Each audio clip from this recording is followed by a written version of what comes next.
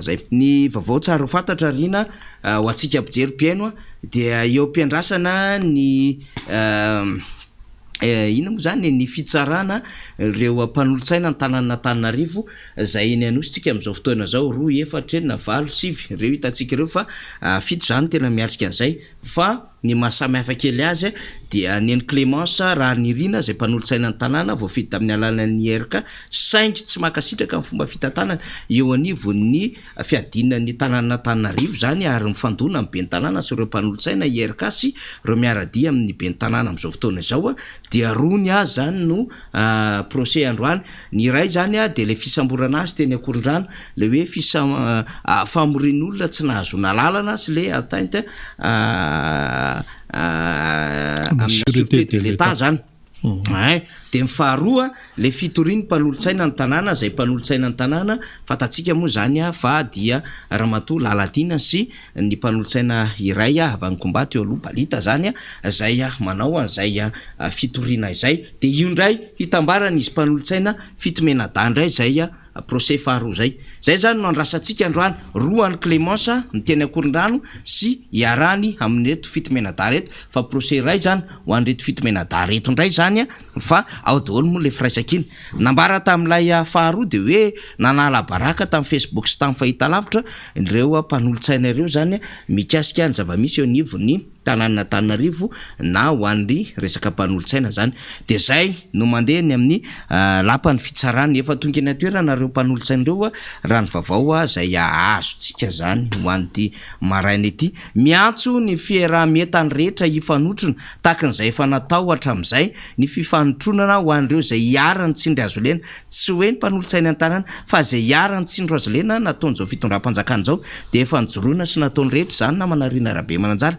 na iza voantso tena fitsarana ary na fomba hoana na fomba hoana zay hoe tsy aradrariny sy tsy aradalana izay dia nanaovana fiaraha-mietana foana ny hoe aleo hipetraka malalaka ny zo fototra sy ny fahalalahana maneho hevitra eto Madagasikara ary zany efa nitsindriny ny vondrona iraisam-pirenena tamin'ny alalana vondrona Europeana ny amin'ny tsy araky ny tokony izy ny fahalalahana sy ny faneho-kevitra sy ny vofototra na fanajana zany eto Madagasikara ary miporofoniny teo anivon'ny RSF zany na Reporters sans frontières tamin'ny alalany larana nomeny a Madagasikara hoe ny emitra ianareo reno mitambatra no ahafahana mana-porofo zany fa zao trangan-javatra misy izao dia taratry ny zava-misy ary hita ny sehatra iraisam-pirenena ary anomezan'izy ireo ny larana any amin'ny faraparany misy a Madagasikara zany ka mba ho fanohanantsika nreto mpanolotsaina reto sy izay mitolona miady ho amin'ny tombotsoa Madagasikara sy ny fahalalahana sy ny zofotra sy ny demokrasia zany dia zava-dehibe ny fahafahantsika manotrina an'ireo mpanolotsaina ny tanàna zay miatrika raha-pitsarana amin'ity androany ity zany ny amin'iny zay fa miandro koa tsika ny anosy Belleville any satria amin'ny 17 volana Jona raha ohatra ka tsy diso kely ny fitadiako rina no hiatrika an'izay raha-pitsarana zay ihany koa ny nidonisy ireo mpiaradia maromaro zany any an-toerana any reo mpitarika ny RMDM ny mpitarika ny Antokotiko Madagasikara tsy mamela azy irery satria misy misitona lakolosy de avelan'ity marery any sy ny RMDM sinsisa efa tany toerana ny andritry ny fotoana nakany ambavany efa tany ny délégation ary any am'izao fotoana zao manaraka akaiky ny zava-misy miara-mivory am'ireo tompon'andraikitra any toerana mifampiresaka mijery zay zavatra hifanampiana rehetra ary manao tatitra amin'ny ambaratonga teny ivon'ny foibe sy ny ambaratonga ny Antokotiko Madagasikara ary hitondra ny tatitra eo amin'ny sehatra iraisam-pirenena mba ho fantatry ny rehetra fa ity anie tsy foatana mafaty fa ady-bazavy momba ny hoe misy midongo tany de zay fidongina tany zay no hijoroana izy ireo haady ho an'ny zony ny isambatan'olona mba hahazo sy hisitraka ny anjara tany malagasy misy tantarany zafiny fotsy hafa efa niresahany zany ary efa nitondrana fanazavana ary efa nisy vahiny tonga teto amin'ny fandarantsika ny resaka an'izany hoe inona moa ty adevitra ity efa no amafisy ny CNT Joseph Elan na imom zany tamin'ny akatra teto amin'ny fandarantsika hoe nisy ankolona lala 2015 ny resahana fa miverina amin'ny malagasy ny tany rehefa nesorona teo ny antin'ireo voanjo zany lalàna no mamerina amin'izay de mampiasa an'ireo lalàn'ireo ny vahoaka ary maezaka no maka an'izay anjara taniny zany ho an'ireo nanatsary sy nanabevoy zany any ko ho an'ireo vahoaka zay efa nanangana sy nanao fotodrafitrasa tamin'izany toeran'izany. Zany ny zavatra edivan'izy ireo, tahaka ny zavatra mbola edivan'ireo vahoaka ny Mahajanga ny amin'ny hoe nivoaka teo anivon'ny conseil des ministres ka ny anovana an'ilay gymnase lehibe any Mahajanga, de eo amin'ilay gymnase izy efa nisombana telo taona lasa zay de ny arabe ny lycée sy ny lakoron'ny lycée hatrany amin'ny terrain tennisy no kitihanao anatin'izany rehetrarehetra zany, de tezitra ampon'ny Mahajanga sy vahoaka Mahajanga fa mba ahoana kosa zany zay tsy misakana fahampandrosoana ny amin'ny hoe hanaovana gymnase vaovao tsara ny roa no ny ray, fa mba tsy eo amin'le toeran'io kosa fa mba patrimoine, mba zava-dehibe ny vita teo ary arabe tsy maratra andalovan'ny olona, lalovan'ny bajaja, lalovan'ny fiarakodia, lalovan'ny mpianatra ndeha horavana sy mbatina hanaovana fotodrafitrasa tahakan'izany. De hoe tsy afaka mandinika lalina ve le fitondram-panjakana hitady toerana hafa zay ahafahana manao gymnase manara-penitra ohatra na terrain manara-penitra fanaraka am'izay mety ho vision fanjakana izay, fa ny zava-misy eo indray ny potehana. De isakin'izay mandeha sy zay misy alesy fanapahan-kevitra raisin'le fanjakana sy zay dia tanan'le fanjakana de tsy maintsy misy problema foana am'izay ataon'le fitondram-panjakana sy ireo mpanaradia aminy, de mahita tao sy mahita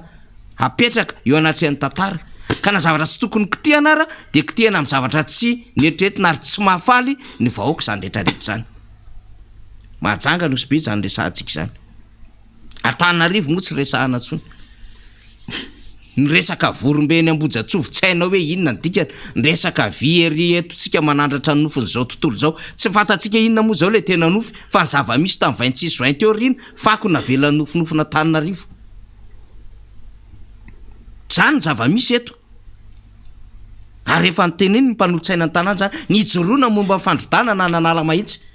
ny resahana momba n'ireo mpivarotra rehetrarehetra eo Analakely, ny momba ny parking ny taxi, betsaka anie ny adina ataon'ireo mpanolo-tsaina ny tanàn'ireo e. Ady ho an'ny vahoaka n'Antananarivo zany zay nifidy azy sy nametraka fidokisana tamin'izy ireo. Ka antso ataontsika mba hifanotronina zany hifantanana ary hamezana courage ho an'ireo mpanolo-tsaina ny tanàna ireo amin'ny hitan'izao procès zay mandeha androany izao.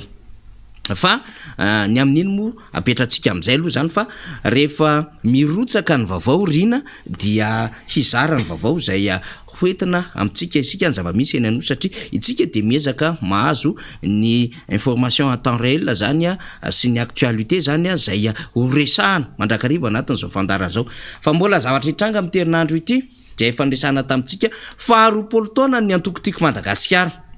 de efa nivoaka ny logo fa nivoaka ndray zany ny fandaharam-potoana zany am'ty herinandro ty, de zay fandaharam-potoana zay manomboka ny alakamisy zoma sabotsy ho resahana amintsika io izy io fankalazana ny 20 taona ny antoko tiko Madagasikara de hoe fataro ny tantaran'ny antoko sy ny filompanorona. Matotonga an'izany 20 taona zany de fa nandi fiainana zany ary nandalo zavatra sedra maro zany, de zay ny anton'le ry ambony saia mijoroa minoa telo mandidy daholo zany any amin'ny resaka aitena atsoratra malagasy ary mifampiankina. Saia zany de mitaky zany fasahina miatrika zavatra, mijoroa zany mitaky fijoroany zany eo anatrehan'ny vanim-potoana, mino zany dia mitaky finoany zany eo anatrehan'ny zavatra zay tolona atrehana zany. Ka ny fandaharam-potoana zany de hoe amin'ny alakamisy zoma zany ny 13 ny volana Jona sy ny 1 ny volana Jolay dia fampiratiana sary sy ny tantaran'ny antoko eo amin'ny kianja Magro Beoritra zany. Ka tsy ho an'ny mpikatroka ny antokotiko Madagasikara na ho an'ireo mpanohana ny antokotiko Madagasikara na mpakafia ny antokotiko Madagasikara, fa ho an'ireo mpanaraka ny raharaham-pirenena na any amin'ny antoko hafa ara dia malalaka zay fanasana zay mba mijery zany fampirantiana ny tantaran'ny antoko zay atao eo amin'ny kianja Magro. Ny lalovana nandritra zay 20 taona zay efa avy nitondra firenena ny antokotiko Madagasikara niala teo amin'ny fitondrana, fa mbola manana olom-boafidy miteny ary miresaka ny zava-misy iainan'ny firenena zany. Ka ny arsiva rehetrarehetra zany na reo rakitsary rakitahiry zay voarakitra dia aranty mandritra ny fotoana io eo amin'ny kianjany Magro Beoritra zany. Anasanatsika rehetra zay koa le izy nisy fotoana nakalaza ny fotoanany joroany ny antoko AKFM de mba anisan'ny azakazaka zay rina tamin'izany fotoana zany zava-dehibe ho an'ny olona tena manao politika manko sy mpahay politika samihafa zany teneniko zany manao politika izy tsy voatery mahay politika fa mahay politika koa izy tsy voatery manao politika fa amin'ny lafiny ray ilaina daholo mpahay politika sy mpanao politika na ny mpamakafaka politika dia mahafantatra ny tantara raha politika ny antoko politika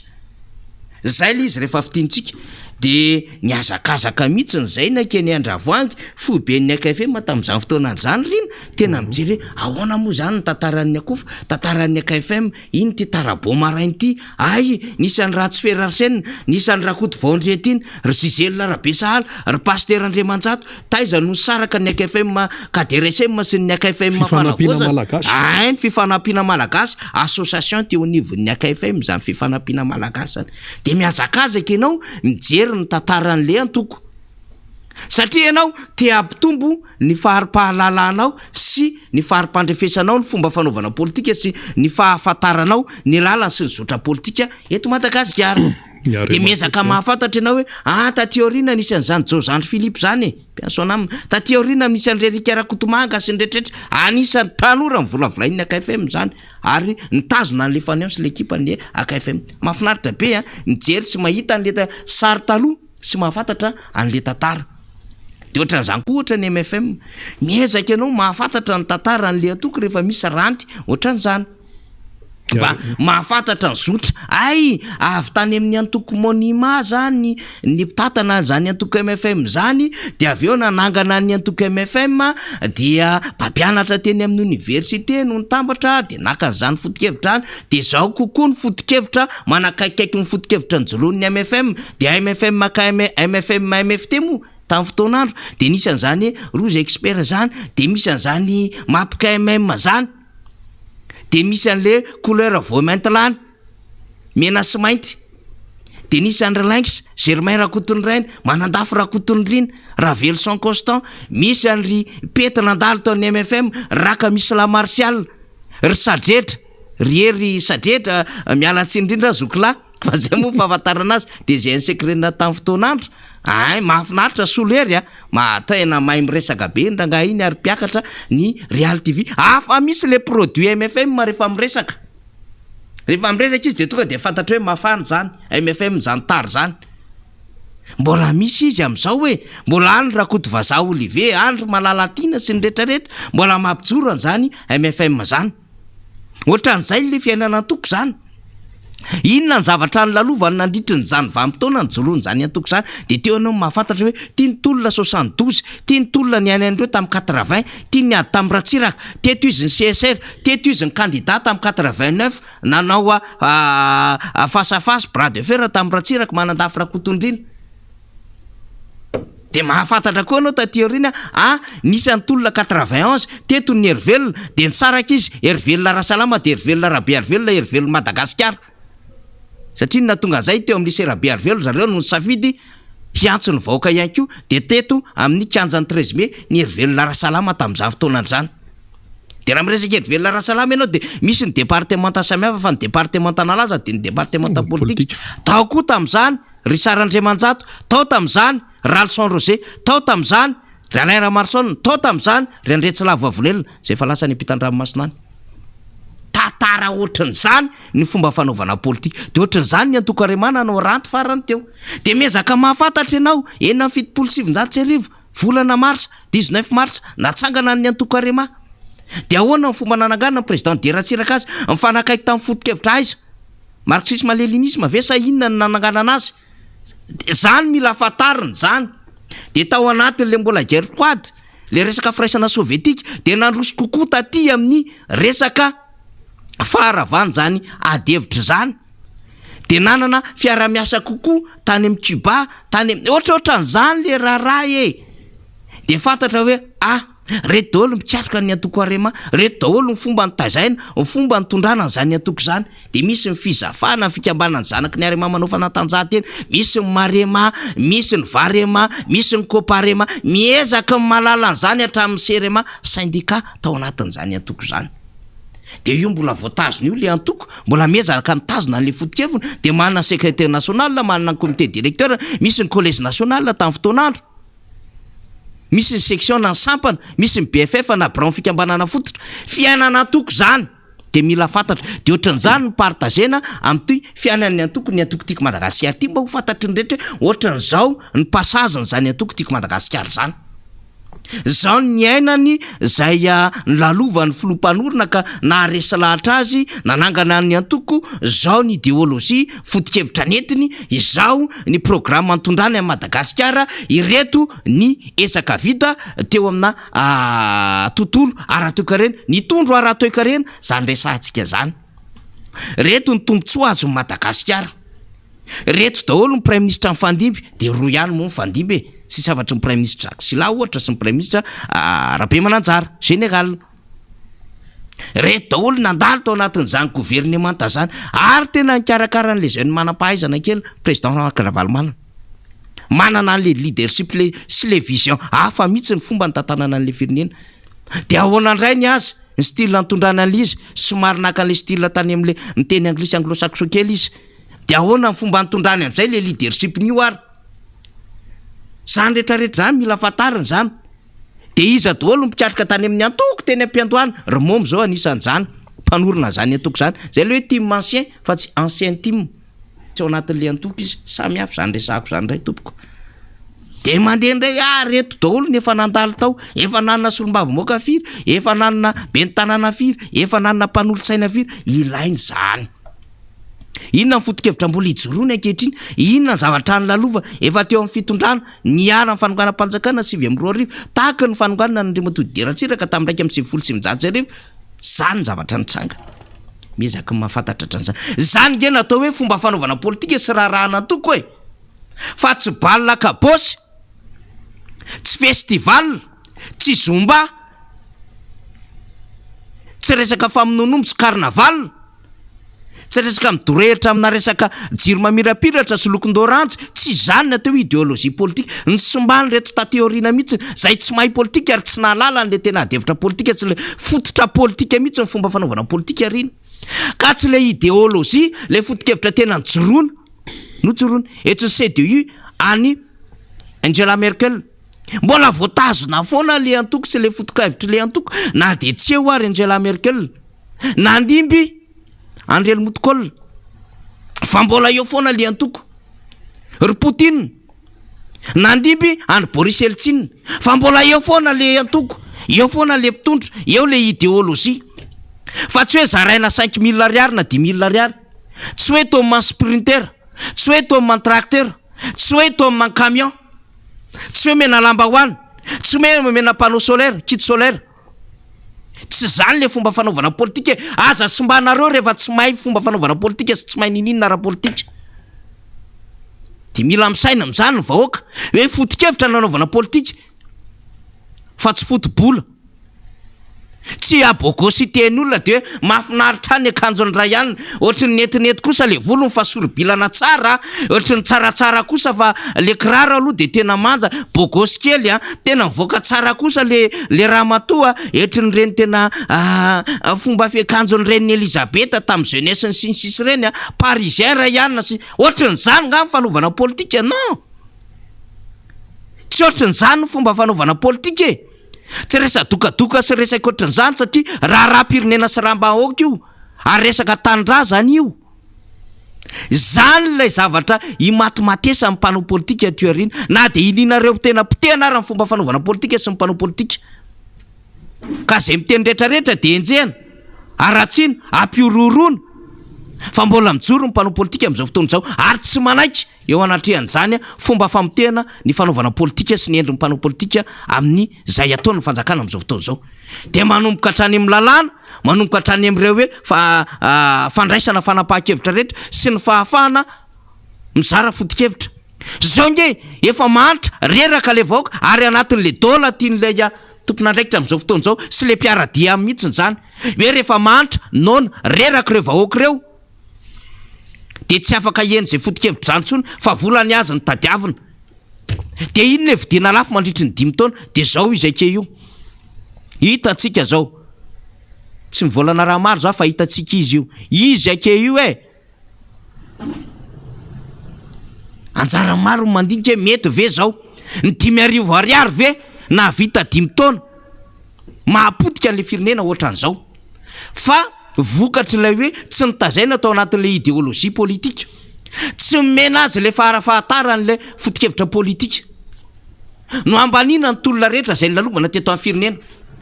ary ny ezahana natao tsinitsinina no paina tamin'ny alalan'ny Facebook ny mpitarika politika eto Madagasikara averiko ihany nisy fotikevitra nafinaritra teto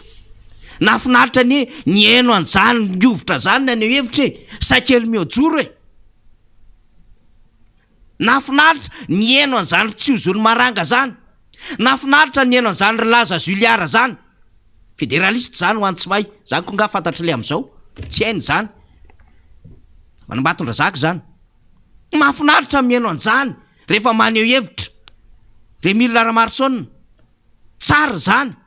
Ritody Arivo zany tao anatin'ny monima satria ady hevitra fotikevitra zany no ny fandrina taloha zany no ny fanandrina fa tsy hoe zay manambola elatsy manambola zay menina media elatsy manana media na hoe zay mahavidy olona 10,000 ariary nareo tsy mahavidy olona anay chef district anay gouverneur anay maire nareo tsy manana zany dikan'izany tsy manana vahoaka nareo zay mahay mampirevahoaka mahay miantso artiste sinsisa lasa zany sisa le endriky ny fomba fanaovana politika eto Madagasikara sady mahamenatr'olona no maharikoriko heureusement misy université privée maro eto mampianatra amin'ny resaka science politique de veritsika zany fa ressortant ny UEP reo ny UCM sinsisa de mba hanova ny fomba fanaovana politika ary ampianatra an'le tena fanaovana politika reo mpianatra eny amin'ny université ny Madagasikara rehetra miparitaka eny Madagasikara de hanova tsara am'izay hamerina ho isika le hoe hanova moa zany inona moa novaina fa hamerina fiandohan'ny adevitra politika amin'ny fomba fanaovana politika amin'ny alalana adevitra sy fotopisaina mazava fa tsy resaka matérialiste le matérialisme le izy tsy resaka marketing politika le izy tsy resaka moyen le izy ka izy tsy manana moyen financier tsy tafavoaka de io hitatsika io volangeny nampiakatra an'ireo député maro anisy ireo satria ilaina mahazo maro anisa fa sady tsy hainy mampiasa an'le maro anisa no tsy mahay manaraka an'le adevitra le maro anisa no mpanara-jendrany le maro anisa de adevitra mipetraka teto zany ny amin'ny hoe mba mahay mamaky loi de finance ave le maro anisa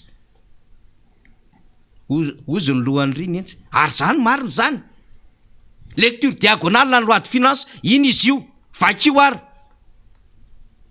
na fomba fotsiny présentation ny tableau iny hainy mamaky ve zany zavatra tsy vakina nefa nangana tanana mampimeo zay le manahirana zay manao ny député colonel Rambo gaga zatsika tasy colonel Rambo ohatrany mahazatra antsika le izy vao manomboka aza mikorapaka fa ho avy izy fa ny adidy amanandraikitra maro be ho avy izy resaka amintsika eo fa zay fomba fanaovana politika zay mihitsy ny tena hitsitsika rina sendran'izay olona tsy nanana culture politika sendran'izay olona tsy nanao politika ary tsy nanana base politika de zay mitondra am'izao fotoana zao de vondrom-pikambanana kely be da be io ny ampiteneniny de io mandika hoitra de io manao sakaleta keraky ny tanàna de io le manoanao kely ohatran'izao zay le zavatra resahany le fomba fanaovana politika de zay le tiana hotay zany am'le zaza malagasy am'izao fotoana raha vatsika zany rangaha raha vatsika zany tsy ohatran'izany ny fomba fanaovana politika fotikevitra io idéologie io tanindrazany io vahoaka io zany ny fomba fanaovana politika lalàna ny nampiarina amin'io fa tsy hoe fomba fanaovana politika de resaka jiro mamirapiratra fotsiny resaka fampirevena tombolastike resaka makety tsy ohatran'izany ary zany no mahavarina kady mahafadiran'ovana amin'ny firenena zao hitatsika zao de zany raha vatsika rina zany mitondra antsika fanazava-kevitra mbola ho avy eo moa député colonel Rambo fa resaka lavin-javatra maro tsika fa ataontsika fampidirana zany adevitra rehetrarehetra zany kely fotsiny ny anapiko an'izay tenin'ny faniry zay zany zareo fa hiditra ny député voafita amin'ny alalan'ny tiako Madagasikara atao boriboritany faefatra ny colonel zany député Rambo am'le resaka hoe idéologie politique zay ny idéologie politique zany tena manana ny heviny io ary manana ny lanjany io raha mbola mitondra hoe atoko politika ao amina firenena anankiray. Ohatra zao fantatsika moa tena fantatsika ny any Frantsa, be dia be ny atoko politika ao Frantsa, be dia be ny atoko politika ao Frantsa, fa manana ny foto-keviny izy, ohatra ny Marine Le Pen zao, manenjana be mihitsy izy, mazany hoe frantsay zany. Dia aty amin'ny akaviandray misy Henry Mélenchon sy namany foto-kevitra nen'ireny any États-Unis. Eo ny républicaine, eo ny démocrate, samy manana ny foto-kevitra, idéologie foto-kevitra daholo no ijoroana, fa tsy resaka vola, tsy resaka fisehosehoana, tsy zany mihitsy le izy. Ary matoa zany resantsika hoe feno roapolo taona ny antoko tiako Madagasikara dia mazava tsara fa tena hoe foto-kevitra. Mandeha ny foto-kevitra, azavaina ny foto-kevitra ho an'ny olom-pirenena dia resy lahatra ny olona, resy lahatra amina ampony, resy lahatra vokatra ny famakafakany, ary le fandresen-dahatra, faharesen-dahatra dia misy antony ao, fa tsy hoe resy lahatra fotsiny amin'izao. Jeren'ny olona aloha mitarika, iza no mitarika an'le atoko? Tena io tena resaka olona io tena resaka hoe inona ny lalana ny diavolon'ilay atoko?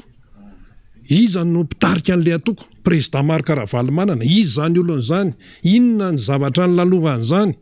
tamin'ny vanim-potoana keto, inona ny zavatra noentiny tamin'ny firenena, inona no modely noentiny, inona no nentin'ny orinasany ho an'ny mpiarabelona, ho an'ny malagasy aloha, nanandratra an'izany hoe vita malagasy zany. Zay le izy zay dia faharesen-dahatra, fa tsy hoe entina mandia salegy, entina mandia kawitry, entina zarazarana an'izao, dia zay ve no hoe entinao andresen-dahatra ny olom-pirenena anaraka anao zany any amin'ny atokonao? Tsy zay le izy. Satria hoe mahantra le olona dia hoe zavatra mamirapiratra no andresen-dahatra azy, tsy resaka vola, tsy resaka zavatra mamirapiratra tompoko no andresen-dahatra olona raha resaka atoko politika, raha mpitarika atoko politika ianao, fa ny foto-kevitra, ny foto-kevitra no entinao mandresy lahatra. Betsaka ny atoko politika zao efa manjatony, fa ireo zany le tona hoe zoky. Ny atoko tiako Madagasikara zao efa azo lazaina mihitsy izy hoe tena ao anatin'izay hoe tena hoe atoko politika goavan'izay, ninona resahany sasany any ambadika any hoe resy lavy sisa tsy any mihitsy, tsy zay no izy. Fa tiako Madagasikara atoko manana ny maizy azy, ary izy zao no mpanohatra, satria taoriana le fifidianana filoham-pirenena teo dia deuxième position ny président Marc Ravalomanana mpanohatra. Fa tany aloha tany betsaka ny atoko araka ny tenenina namana teo hoe efa betsaka ny Monima, ny MFM, ny AKFM, ny Arema, UNDD, ny PSD dray tany amin'ny Première République zany, nisy an'izany teto, Lidera Fanilo, UDECMAK MTP, Vonjy Raitsy Mivaky, Grady Loafo, atoko nanana maizy azy daholo zany tonontonono zany ankoatran'ny tateoriana tiako Madagasikara. Mialatsiny amin'izay tsy voatonona, fa betsaka moa zany ny atoko miforona tateoriana taty, fa foto-kevitra no resaka, foto-kevitra entina ampandrosoana firenena. Ny MCDM tonga ao an-tsaina. Ka zay no tiantsika mafisina ny amin'ny hoe raha resaka atoko politika zany tompoko, raha hoe feno roapolo taona ny tiako Madagasikara, atoko manana maizy azy zany, ary atoko efa nanome porofo, efa nanome modely ho an'izany antsoina hoe firenena malagasy zany, fa tsy mandehandeha ho azy fotsiny amin'izao akory. Ary le izy ianao zany rehefa manao zavatra tsara dia betsaka ny mpanenjika, ary mpanenjika moa any aoriana amin'ny lafiny isan-karazany izay fanenjehan'izay, fa aleoko isa mifanenjehana ihany koa, ahafahana mihoatra, ahafahana mampiseho ny mety zany eto amin'ny firenena. Fa matoa ianao zany atao hoe misy ane tsoron'eto misy atoko ane natoko na fikambanana io eo heritaona, roa taona, telo taona any dia tsita, tonga dia mandalo miserana dia any, tsy fantatra intsony ahoana ny farany. Fa raha ohatra ianao zany manana ny foto-kevitra dia zay no mahatoko politika ny atoko politika. Ka zany tiako Madagasikara zany dia atoko politika manana ny maizy azy, voasedra manana ny fotokeviny fa tsy hoe mandehandeha fotsiny amin'izao. Ao tsisy izany hoe rehefa io zany zao amin'ny le programme nytenenina teo hoe lakamisy, sabotsy, lahady izy teo. Fa ngao misy resaka hoe ndao tômma amin'ny tômôbilina. Tsisy an'izany ao, aza manantena an'izany fa olona misy mandeha tongotra reo. Misy avy any Sabonama mandeha any aminay any mandeha tongotra, hamonjy an'izy satria maninona vokatry ny faharesen-dahatra sy vokatry ny hoe fijoroana amina foto-kevitra mazava tsara hoentina hoe ampandrosoana ny firenena. Zay le izy. Fa izy mantsy lasa vadika rehefa vadika ny sasany ny atao hoe atoko politika dia reo indray le be politika. Dia le définition ny antsoina hoe politika vadika mihitsy ohatrany hoe be politika dia hoe olona angalatra. Be politika olona nodikodina. Be politika ampahantra ny mpiarabelona. Tsy izany ny tena antsoina hoe politika. Fa noho ny fanaovana politika any amin'tsizy dia lasa zany no miletika ao an-tsain'ny olona ka dia 20 taona zany nytiako Madagasikara eny amin'ny Macron be oritrika ny fotoana amin'ny lakamisy zoma sabotsy mifankahita efa vonona ny député Rambo omena azy avy sehatra miaraka namana Faniry Ndawary Faniry. Eto aloha zany dia mitondra ny fialatsentsika rina satria intelo tapaka ny jiro taty amin'ny foibe ny MPS zany dia groupe io ampiasaitsika io. Enjana izy dia ho antsika zay manaraka amin'ny tambajotra sosialy zany dia mandray toany parti vitsivitsitsika io zany satria tapaka izy dia miverina indray zany miverina manipy indray ny namana teknisiana dia tapaka izy dia miverina manipy indray ny namana teknisiana dia ohatra an'izay hatrany hatrany zany izy fa mahafinaritra aloha zany tsy misaraka atsika fa manaraka atsakany sy andavany ny fandaharana zany fa tena mampalahelo le trangan-javatra ary ny tena atahorana mafy an'ilay satria mbola miodinany moa zany namana teknisiana rehetrarehetra zany dia mijery ny amin'ireo fitaovana samy hafa sao dia misy fiantraikany amin'ilay fitaovana le izy zany satria mafy be le coupure zany le fahazo tsy ampy zany dia tena zany ny zava-misy iainantsika zany resaka n'io resaka jirama io sy ny ainy faritsika rehefa aveo fa aleolohantsika andray ny député colonel Rambo rehefa mahastopy avy any teknisiana tsika ny cadrage tsy maintsy atao dia aoriana cadrage zany no miditra no mandray ny député colonel Rambo tsika eny ary ok fa mahastopy tsika miaraba député tonga sondray tsika androany dia vita sony fety ya miaraba Faniry dia misaotra indrindra amin'izay fiarabanana vita sony fety zay fa alohan'ny resahana aloha dia mamela iaraban'ny teknisiana namana ambadika eo zay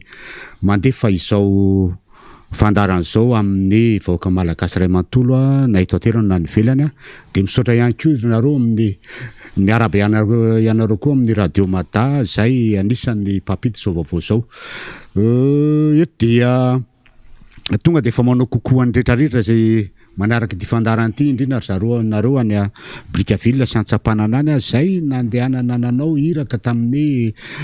faraparany tamin'ny tapaky ny volana teo ary dia tsy adino tamin'ity tiratra teo tsy adino fa dia manao kokoa satria fantatra fa ianareo ihany dia miondana ny miara-manonja MBS amin'ny fandarana isan'andro zany tsy adino koa nareo amin'ny tsenany namotana sy Somanatombo izay iarany atao hoe tsy niravolena amin'ity resaka SMGD société municipale amin'ny digitalisation ty satria dia isan'andro dia tonga foana ny hoe mitondra karapanondro photocopie karapanondro dia mitondra ny listra kanefa tsy dia tenenina mazava hoe mandeha makaiza moa io izany zavatra zany fa dia atao letrezana dia eto koa dia mbola mitondrany kokoa anareo any amin'ny fokotany lany vatopasika ampefiloam-bodirano mamasina tsy mialon-tsafo rehetrarehetra iny ary indrindra amin'ny fokotany mandrosesa tsy adinonareo amin'ny mpitsokovy ao amin'ny faritrovakina karatoa iny district ambetafo rehetrarehetra iny tsy adino amin'izany nareo manarak'izay dia misaotra an'Andriamanitra fa mbola fankahitetika namana Faniry ary tsy adino izy satria miaina mena fotsiny tsika fa izy ny tena tompony ka toa tsika mbola mena an'izao dia fitiavana lehibe za fa soavana lehibe dia isaorana izy manarak'izay dia maneho ny fiarahamiro andreo fianakaviana nilozan'ny havana tsy foy ary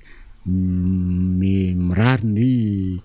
atao hoe fankarizana tanteraka ho anareo de ho an'izay tsy salama moa dia ao anatin'izany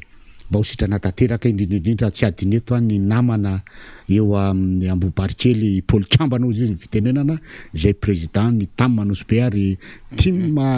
mavitrika mihitsy zany eo Ambohibarikely eo ary mpanetsiketsika ny amin'ny fasankarana sy eo amin'ny Anosbe zany ka dia mirary fahasalamana ho anao Paul Kambana ary mbola ho avy fotoana tsy maintsy mbola andehanana any fa dia tadidy eto moa de tonga de efa tsy maintsy tenenina zay zavatra zay angambany amin'iny fa dia itsika rehetrarehetra dia arabainana vita soa ny Asaramandra 26 juin 26 juin ino izy iny fa dia tenentsika ohatra ny totsy 26 juin ohatra lasa spectacle ko zay tena ohatra lasa tsy natao hoe fanehoana le fametrahana marina hoe zao ve fiverenana le fahatsirovana le fiverenana fahaleovantenantsika tamin'ny 12 taona aza ohatra lasa spectacle fampisehoana le izy de ohatra ny totsy mipetraka loatra zay zavatra zay angamba no azo lazaina ho avy amin'izay misy sika rehefa avy eo faniry député colonel Rambo alolo ty resaka ara-tsosialy ara-pahasalamana ty resantsika voalohany satria nisy fanapahan-kevitra ndraisany teo anivon'ny préfecture ny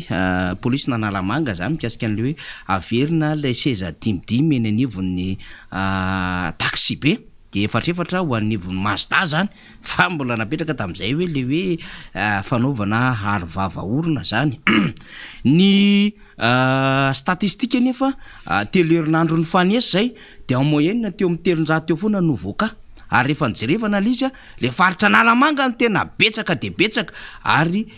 misy aloha zany fotoana zany tsisy maty tena isolana n'Andriamanitra fa misy fotoana zany eo amin'le nombre na décès zany de betsaka na efa mihoatra andro moa zany de efa maty efa misy zany ary efa saripady ho an'ny malagasy zany aina zany ito zao de hitantsika tany amin'ny 720 ka hatramin'ny 420 volana Jona Analamanga 420 be zao no voaka zany vakinakaratra 520 Matsihatra ambony 7 Iorombe 4 Nalanjorofo 3 Atsimondrefa na 2 Atsinana na 2 Itasy 2 Aloatra Mangoro Boeny Diana rairay avy 2 zany ny total zany forma grave 7 de notsika am'zany ke maty isona n'Andriamanitra mba tsisy zany enjana be le izy ary efa tafiakatra 1398 zany maty tamin'ity Covid-19 ty 2,14% zany tamin'ireo zay ny tenenina fa ny tena marina tsy fantatra any misehatra ny erakelatrano tsy voaisa moa zany fa io statistique iny nge zavatra mbola nanahirana hatramin'ny andohan'le Covid-19 mihitsy iny no tsy mezy manana an'le tena ino moa zany tsika le fahamarinana le tena taremarika avy any anivon'le CCO teny ampiandohana fa ty moa zany avy anivon'ny santé mamoaka an'ity ka aloha zay resahana aloha député colonel Rambo satria ianao de anisan'ny tena saroto mihitsy ny amin'ity Covid-19 ty indrindra mangatsika ny andro mamiry firy be satria miratsy le toetrandro efa nambara teo moa zany le izy fa misy an'le phénomène le tontolo masoandro zay tsy fahita zany amin'ny resaka planety iny zany de hoe hatrany amin'ny volon'ny aogositra izy io no amiry firy ny atsika ny dikan'izay de ho avy ny gripa ho avy ny sery ho avy ny kohaka ny soika samihafa zany ny Covid mamely nefa terena arakaraka ny mampiakatra an'le nombre dia terena zany ny taxi be samihafa remo fety asa mo natsikatra ve député colonel Rambo nahita olona nanao casse-bouche telo mamasina na tany amin'ny podium na tany amin'ny défilé sy ny sisa fa malalaka lavoie io zava-misy miakatra de ao aorianan'ny 9 Jona iny zao ho andrasantsika embenantsika indray ny chiffre ho am'ty herinandro ty zany ny semaine zany teo anelanelany 25 na 26 mandrapatonga any amin'ny voalohany volana Jolay andrany hitantsika indray io zany zao hoe firindray lay no voaka par rapport an'ireny famorim-bahoaka be reny zany zava-misy aloha fa aloha resahany ty Covid ty député colonel Rambo misaotra faniry tonga dia mahitsy be miteny ary amasolom-bava mahoaka ny tena de tsy hitako ny tokony hanafenana zany fa dokotera mpanjakana namana tsy ho teneniko eto ny anarany fa miasa ao amin'ny ministera ny fahasalamam-bahoaka no miteny ary de laza mihitsy fa raha ireny tao hoe statistika navoakan'ny fanjakana amin'ny haino manjery reny no arahana dia diso tanteraka ary mampalelo dia fahanana lainga ny vahoaka fa ny tena zavatra marina ozy izy a dia ampitombo ataovy fois 2 ampitombo 2 ro statistika roa de zay tokony ho izy ny maty ozy izy a dia misy matiny covid fa tsy deklarena fa le maty zany de atao hoe matiny aretina tsotra ohatrany hoe maty niakatra ny tany siramamy diabeta zany dia maty le olona niakatra ny tosidra de maty le olona kanefa re zavatra reny de vokatry ilay tsy fitandremana na avy amin'ny momba nyty resaka covid ty zany a mahatonga an'ireny zany hoe ny covid tsy voaro mahatonga an'ireny aretin'ireny anotra de lasa miteraka fahafatesana keto zany de fa miteny amintsika avoka malagasy rehetrarehetra hoe aza de mahatoky loatrany hoe tsy nisy maty de hoe milaminy zany tsia misy maty a fa ny hotenenina aminareo hoe maty tany an-tranony izy a sy maty tany amin'ny hôpitaly izy a de zay tsy voateny fa raha tany amin'ny hôpitaly a dia satria tsy zany no tiany hoteneny eto a fa tany an-trano de betsaka no maty a de zay miteny aminareo hoe na nyteny aza hoe tsisy maty teo a fa ny zavatra marina dia misy maty a fa araky ny teniny tsiry namana faniry teo hoe any anelakelan-trano any a misy maty a ary de misy maty ny covid koa ka eto a zany dia miteny amintsika vahoaka malagasy ray manontolo mihitsiny hoe mbola tsy afaka isika ary mbola miakatra foana ty satria tsika menakavy de ao anatin'ny ririnina am'izao fotoana zao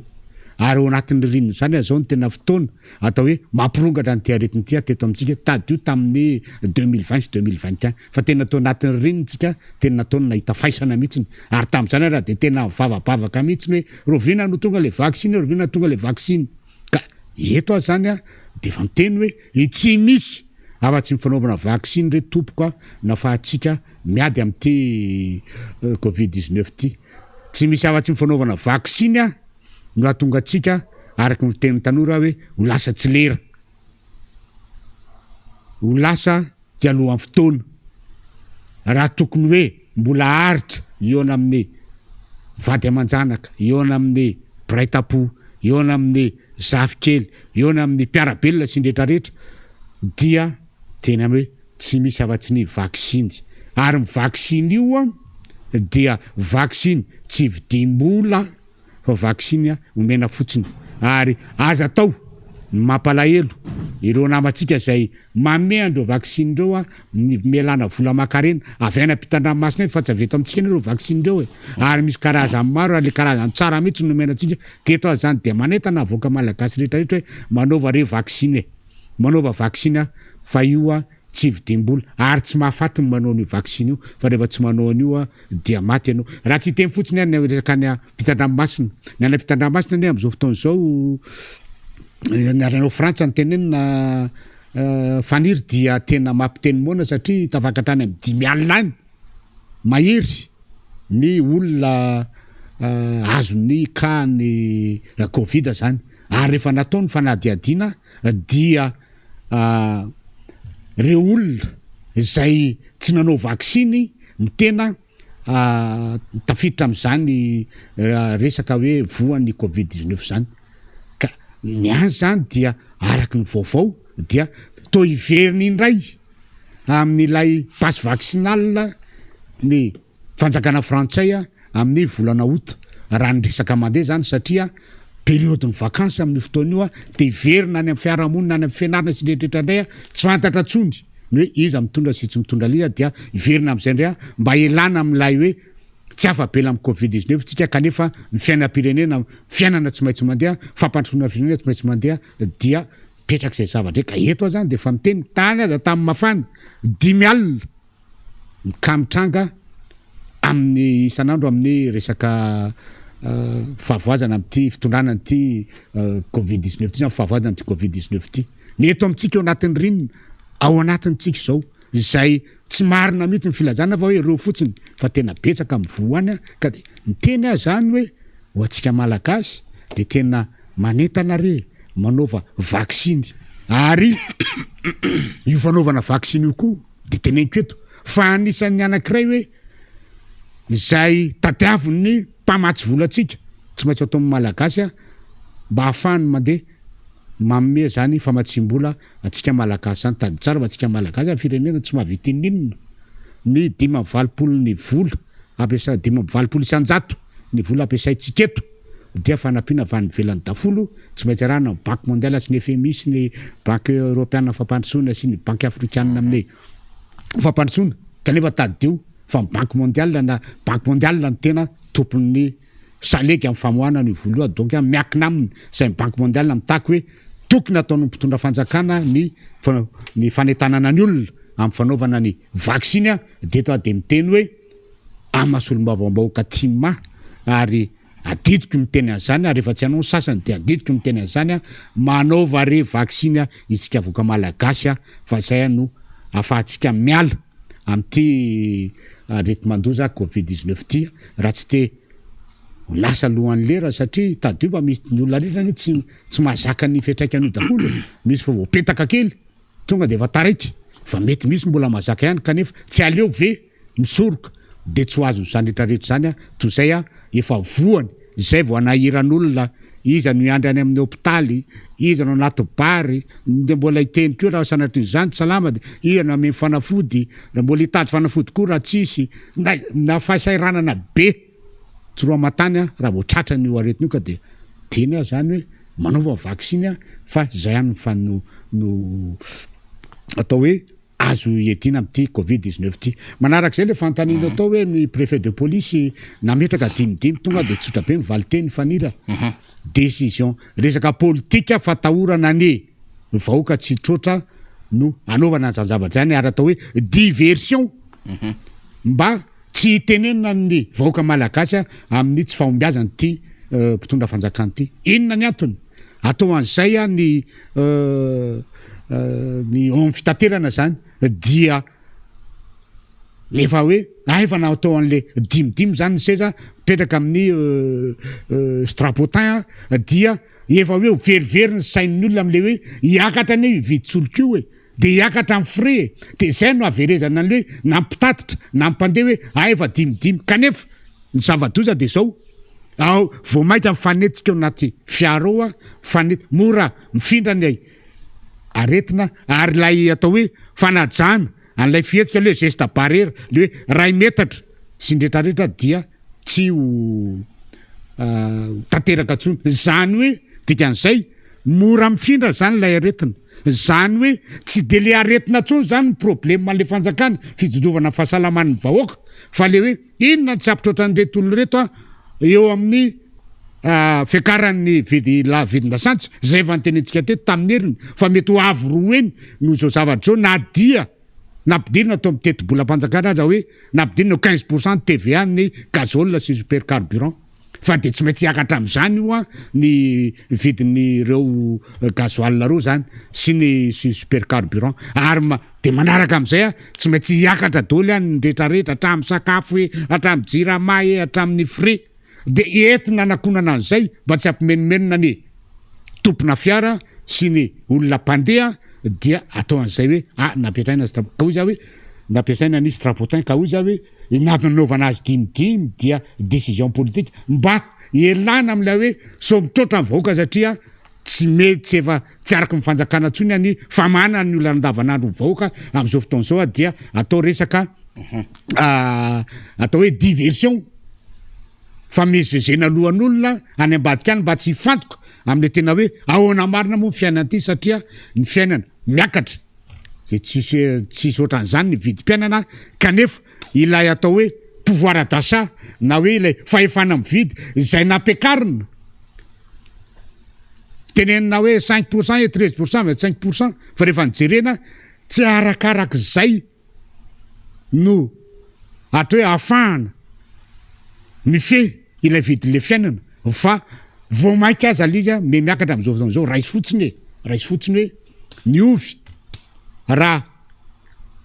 500 taloha niovy zao de efa vidinao 400 sy 3 sy 3 kilao etreto am'izany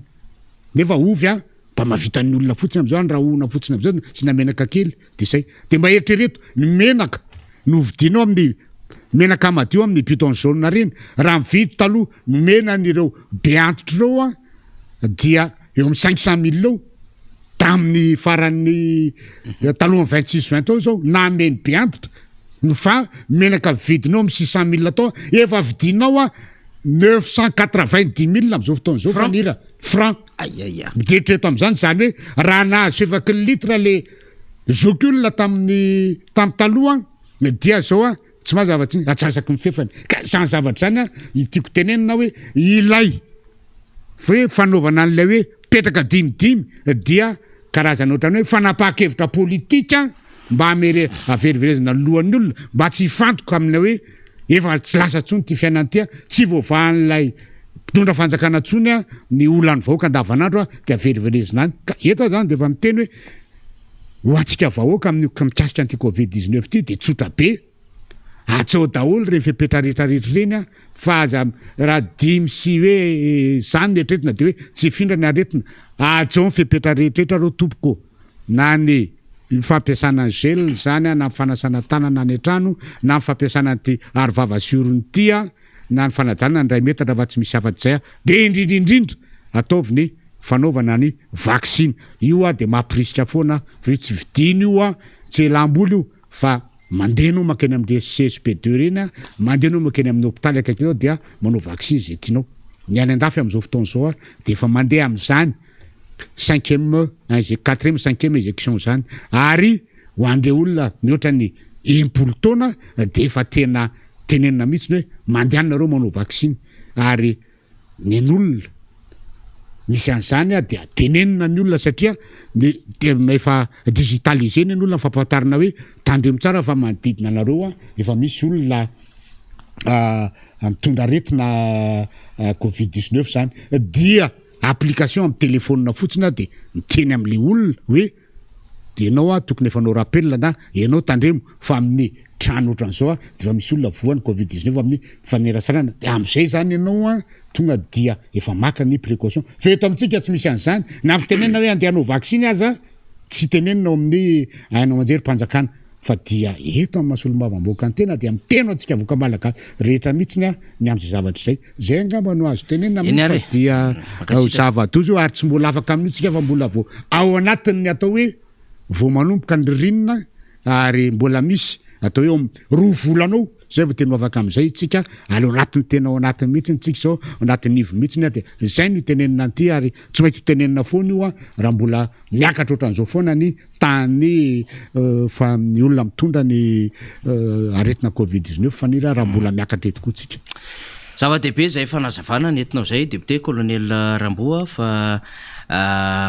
amty adevitra ray ity efa somarina tsidika eo izy fa na tena tsy androko mihitsy ny ahitana député colonel Ramboa ary mino fa ohatran'izay koa ireo mpijery mpanaraka mpiaino antsika ny am'izay toerana rehetra misy azy satria voavy nakalaza fa 24 volana jona everina fanoverena ny fahaleovan-tena ary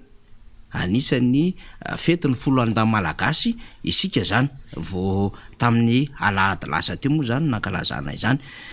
efa nanatsidika kely ihany ianao hoe fety le izy a tsy araky mafety pirenena azy fa ianao de manam-boninahitra ianao a teo anivony tafika malagasy ary nandray anjara mavitrika aritrany tao anatin'izay hoe fotoana na teo anivony tafika malagasy ianao zay zany nandritry reny fankalazana ny fety-pirenena ary indrindrandrindra moa efa nitazona ny andraikitra satria anisan'ny tompona andraikitra faharoa teto Madagasikara ianao teo anivony etat-major-ny tafika fony andro ny président Marc Ravalomanana nalala tsara ny endriky ny fankalazana zany fety-pirenena izany tsy ny folo andahy malagasy ahoana ny fahitany député colonel Ramboa 9 jona tanterana farany teo eny député 26 juin marina dia fetiny folo alidary fa fitsengerana ny fiverena ny fahaleovan-tena ny Madagasikara rehefa tao anatin'ny atao hoe fanjanahantanytsika dia nimenatsika zany a 12 taona lasa dia tam'izay koa no nanomezana ny atao hoe drapeau national ny tafika malagasy zany hoe ny firenany ray amin'ny tafika malagasy a amin'ny toerana misy azy satria talohan'izay araka ny fitenina teo dia tao anatin'ny colonisation tsika dia ny tafika malagasy zany dia anisany atao hoe entité anankiray manana maizy azy ka hijoronony atao hoe souveraineté nationale ipetrahan'le hoe firenena malagasy zany hoe raha tsy miverina tamin'ny tafika malagasy mena zany le drapeau maitso fotsy mena de manomboka zao nareo dia maleo tena tafika malagasy fa tsy omban'ny zogany tafika frantsay tsony dia tsy nisy an'izany fahaleovan-tena zany zany hoe ny tafika malagasy tamin'izany zany dia izay nomena ny drapeau maitso fotsy mena iny mena ny drapeau ny tafika malagasy dia anisan'ny hoe marika anankiray ngeza be ary tena goavana ary tsy azo fafana raha mbola mipetraka koa ny fanjakana malagasy mipetraka koa ny firenena malagasy ny hoe anisan'ny hoe ao anatin'izany hoe mampiseho ny souveraineté nationale ny fiandrianam-pirenena malagasy ny tafika malagasy zany hoe rehefa atao zany ny fankalazana an'io dia tokony hoe cérémonie solennelle tsy misy afa-tsy ny matso ataon'ny tafika malagasy izay amin'izao fotoana izao moa dia efa navozina hoe satria isika ny tafika malagasy tsy hoe ny tafika reny fa efa ao anatina atao hoe force de défense de sécurité dia tafiditra ao ny zandary dia ny polisy ary ny tafika malagasy miaramila matsy de fitambarany hoe zandary sy ny tafika malagasy vaveriko zany le hoe le force zany dia ny zandary dia ny tafika malagasy ary ny police nationale ka rehefa reo zany amin'izao fotoana izao natao hoe mariky ny fiandrianam-pirenena dia tokony solennelle tsara mihitsy ny ary tsy misy jerena milahatra koatran'izay ametrahana zay hoe zao any fankalazana zany matsony folo alin-da zany fa ny zavatra mitranga amin'izao fotoana izao any raha nijery ny 26 juin tao dia hoy za hoe lay eo amin'ny tarika ny atao hoe comité national ny fankalazana ny fetim-pirenena zay tarihany eo amin'ny présidence ny république misitsy ve no tsy mahafantatra hoe inona mariny ty 26 juin ty fa lasa ohatran'ny hoe lasa spectacle lasa ny hoe fampisehoana ile 26 juin tsy fanaovana lay matso miaramila zay isehony hoe zao fiandranam-pirenena ny firenena malagasy fa lasa fampisehoana le izy misy an'ity aramarsio hoe misy an'ity piseho daholo ty zavatra rehetrarehetra ty raha anao an'ireny zavatra reny dia aleo aloha ho vita araka ny tokony ho izy ny ilay matso zay fahatsiarovana ny fiverenana fa ny fahaleovan-tena 12 taona teto Madagasikara zay vao asianan'ireny fampisehoana reny fa tsy hoe alohan'ilay matso dia atao le fampisehoana tsisy manakana tsy anao an'izany tompoko fa alao vita tanteraka aloha ny matso anehoana n'ilay 62e anniversaire ny fiverenan'ny fahaleovan-tena sy ny 62e anniversaire namezana ny tafika malagasy any saina iny hoe maleo tena ny tafika malagasy manomboka zao vity zay vao atao ny fampisehoana rehetrarehetra na resaka karazana manœuvre hoe fampisehoana hoe sarinady zany na resaka nyreny hoe aramarsio reny fa tsy eo na hoe alohan'ny ilay matso no anaovana le raha hoe alohan'le matso de hoe reny zany natao hoe P1 reny voalohany izay vao mandeha le matso fa mba le matso aloha dia izay vao zavatra any tokony andeka eto ato zany dia efa misarika andrehetrarehetra hoe lasa ohatran'ny fampisehoana spectacle ile 26 juin fa tsy fanehoana zany hoe fahatsiarovana ny fitsingerenana ny 12 taona nazona fahaleovan-tena zany fitsingerenana ny 12 taona namezana ny saina maitso fotsy mena tafika malagasy folo alin-da malagasy na ny force de défense de sécurité amin'izao fotoana izao raha ohatra indray ka ny loavana atao hoe filatsahana amin'ny elonaina teo izay anisan'ny atao hoe asan'ireo miaramila mpiratsaka ny elonaina de izay ndray tsy nampaninona fa ilay zavatra hafa mihitsiny zay lasa ohatrany hoe spectacle no natao fampisehoana no natao zay no tena tsy mety ary hita mihitsiny hoe efa lasa mivoana mihitsiny ty zavatra ty ary lasa mametram-panontaniana aza hoe tena mba mahafantatra tsara ny zavatra tokony ataony ve zay olona rehetra nampendraketana am'ty zavatra ty sa fantany fa hoe zao mifahitana azy de hoentinay na hoe ny nareo efa dépassé zany fa dia tsy lena manontany sa de efa hitreretina ko hoe raha vonareo no antanina zany dia tsy maintsy fanakianana foana kanefa tadio tsara fa izany faleovatena izany dia tsy misy raha tsy eo ny foloalinda malagasy ary zany atao hoe matso lehibe aseho ny foloalinda zany dia matso mitory ny fiandranam-pirenena mitory lay souveraineté nationale zany fa nitsika eto dia lasa hoe io ny tiany fanjakana io ny tiany l'État de atao l'État ne zavatra lay mena n'lay fitondram-panjakana fa le firenena aloha tena jerena firenena azy zay ny tokony hojerena amin'ny zavatra ohatran'ireny atao fotsiny ny fampitahany tsika mba samy mijery an'io fahitalavitra io ary tia manaraka ny amin'ny velany apetraka amin'ny fanontaniana hoe rehefa misy an'izany ho avy zao ny 14 juillet de hitatsika eo ny 14 juillet ve mba misy otrandrena antsika reny sa karakory ny 14 juillet de mety tranga ao dia ny filatsahana amin'ny elonaina any amin'ny ambony be any dia milatsako amin'ny devant ny tribune centrale misy an'ny filoham-pirenena frantsay sy manam-pahefana rehetrarehetra eo vita zay aorinan'ny atao hoe fisafona atao amin'ny filoham-pirenena zay misy an'izay de mandeha matso fa ny tsika alohany atongava le filoham-pirenena de lasa misy spectacle aloha kanefa tadio tsara fa ilay matso iny tena zava-dehibe amin'ny fotoana ohatran'ireny indrindra hoe fitsingerenany fahaleovatenany firenena malagasy ka zay zany mila petraka zany zay zavatra zay faniry tadidiko mihitsy ny 7 taona eo amin'ny 3 taona teo no nanatrehako ny 26 juin teo masina teo foana fa tsy mbola nisy spectacle ohatran'izany fa matso aloha raha misy ny spectacle aorina matso zay vao mandeha ny spectacle zay vao fampisehoana fa matso zany tsy spectacle zany ary efa 26 zay ohatran'io dia matso dia priorité ka eto zany de metram-panontaniana ihany hoe ny eo amin'ny présidence ny république eo zay manao an'ity hoe lehibe ny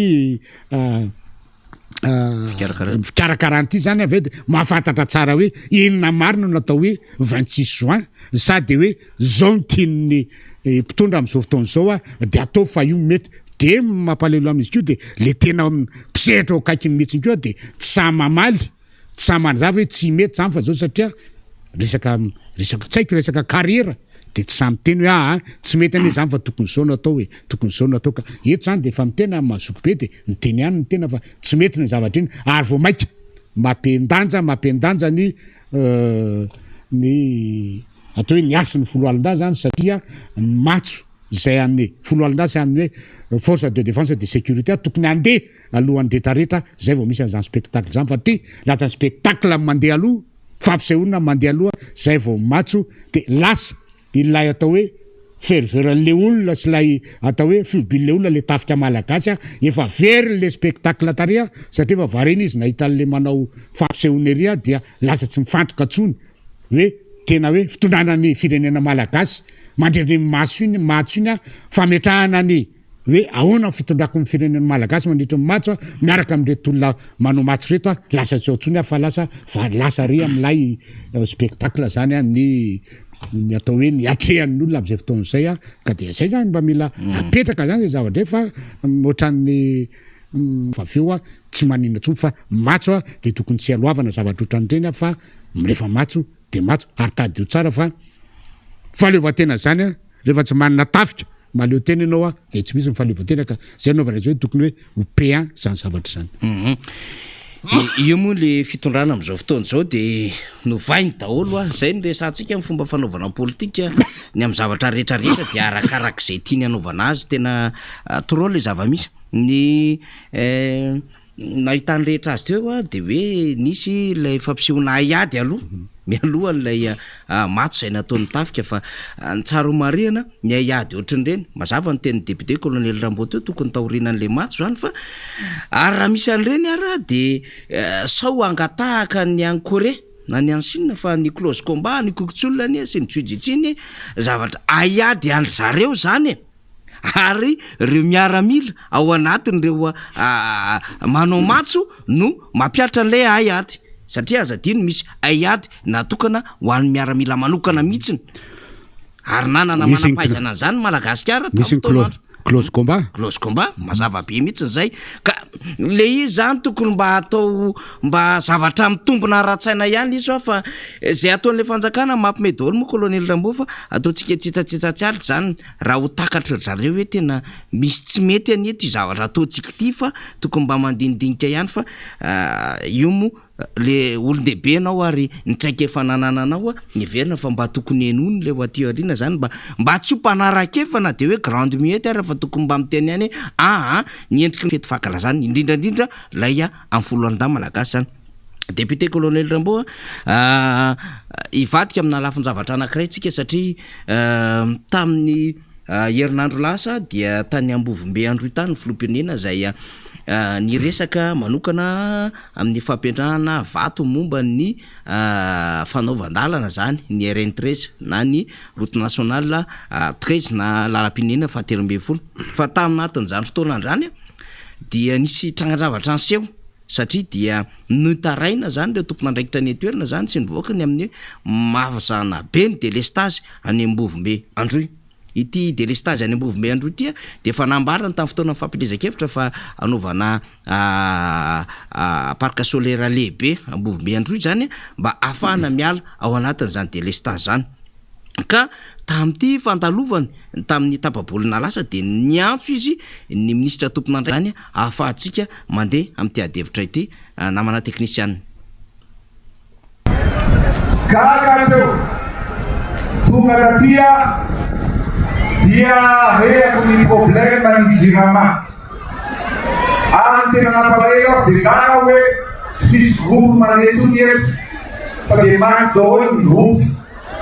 mino fa mareny ministra ary mareny de jirama ametsika foano tsy maintsy tonga groupe vaovao apetraka amin'ireo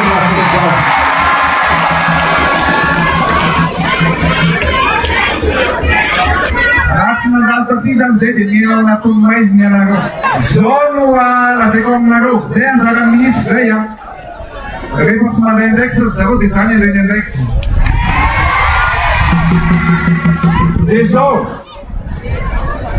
ny tsy mety le zavatra ataotsika satria le groupe ampiasaitsika de mbola mandeha amin'ny gazoile foana sady tapaka tsy ampy ny gazoile no lafiny mpamatsina jiro sy herinarana zao ny fanamby apetrako aminareo ty de raisiko manokana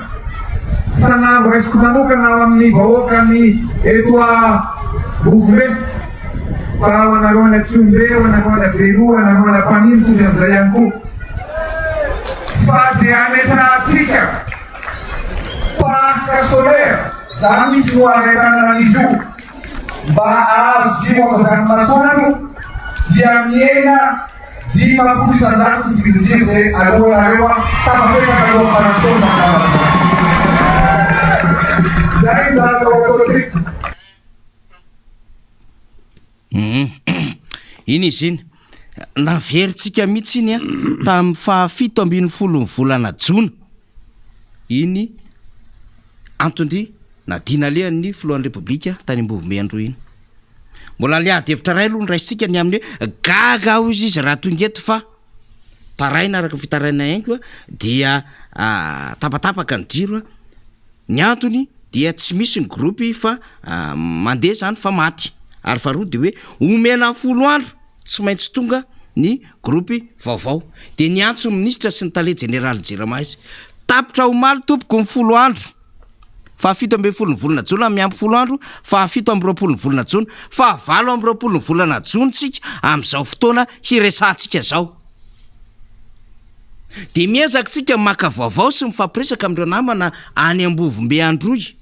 hoe nanahoany anareo ihany taoriana fandalovan'ny filohan'ny repoblika.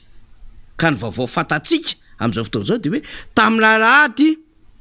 tamin'ny 12 alina no nandeha farany jiro. Akoatry ny efa tapatapaka zany, efa tsara dalàna. Tamin'ny Alahady nandeha farany jiro tamin'ny 12 alina. De am'izao talata maraina zao vao mandeha zany. Nantanina ny eo anivon'ny Jirama de mbola tsisy rano vaovao fantatra, tsy mbola misy groupe vaovao tonga any toerana, dila ihany le 10 andro. Tsy fantatra na mbola manao révision le groupe teo aloha zany ny mpiasan'ny Jirama ny toerana, fa raha ny zavatra ahafahantsika mikaroka vaovao samihafa de hoe mbola tsy misy groupe vaovao tonga zany any Ambovombe Androy. Tapitra le 10 andro.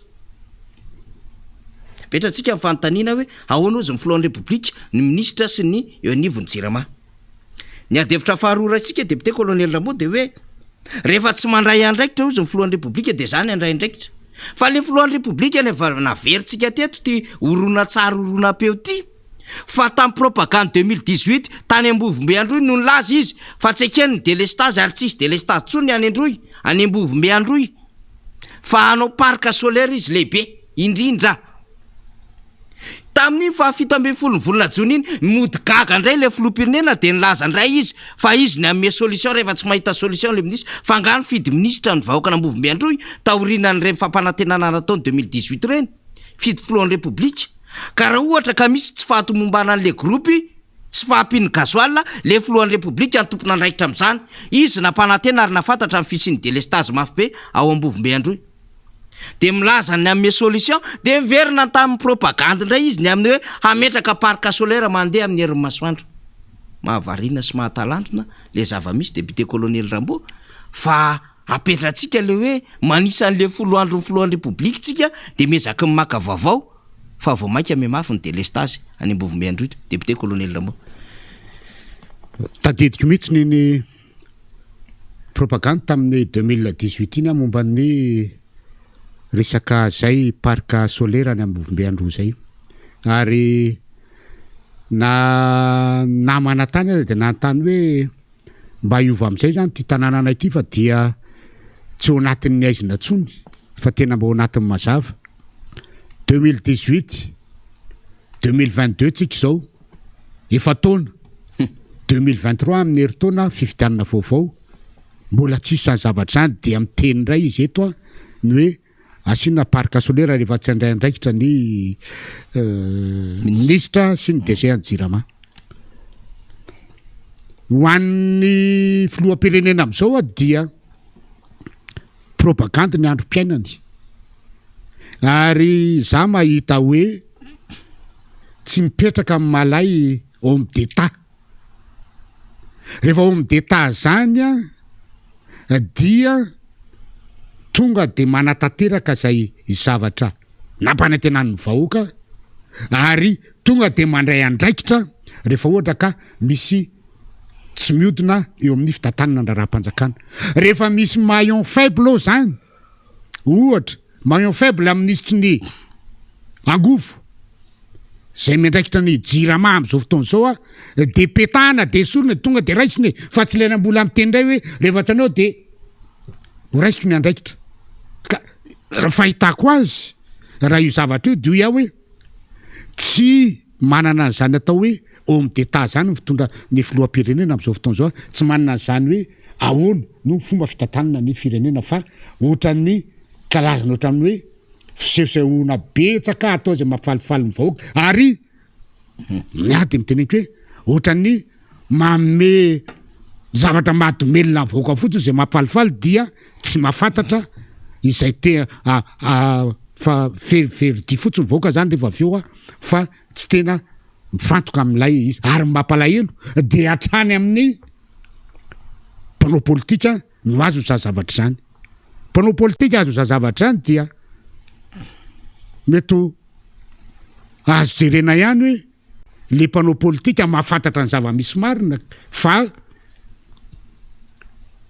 atao hoe fantatry ny filoam-pirenena ny